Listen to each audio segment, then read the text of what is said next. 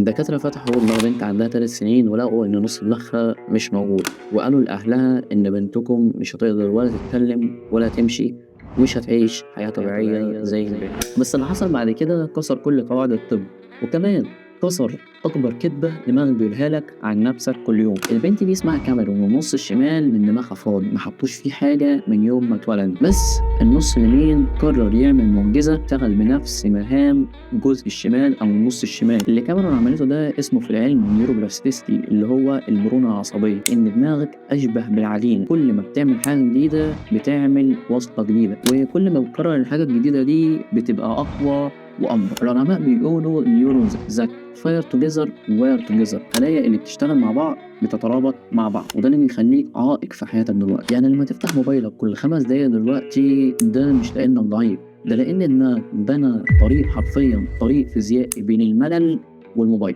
ولما بتقول لنفسك انا مش قادر اتغير، ده مش حقيقه، ده مجرد طريق قديم دماغك اتعود يمشي فيه. بس الخبر الحلو ان دماغك اللي بنت الطريق القديم ده تقدر تبني طريق جديد، ده لان دماغك مش ثابته، بتتغير مع كل فكره، مع كل عاده، مع كل قرار. لان في بنت قدرت تعيش بنص دماغ، وانت بدماغ ايه اللي موقفك انك تبني طريق جديد؟ الكتاب ده اسمه الدماغ الذي سيغير نفسه لنورمان دويتش. ولو في عاده جديده عايز تحطها او عاده عايز تغيرها، اكتبها في الكومنتات، مش عشاني، علشان تثبت لعقلك انك عايز تبني طريق جديد من دلوقتي.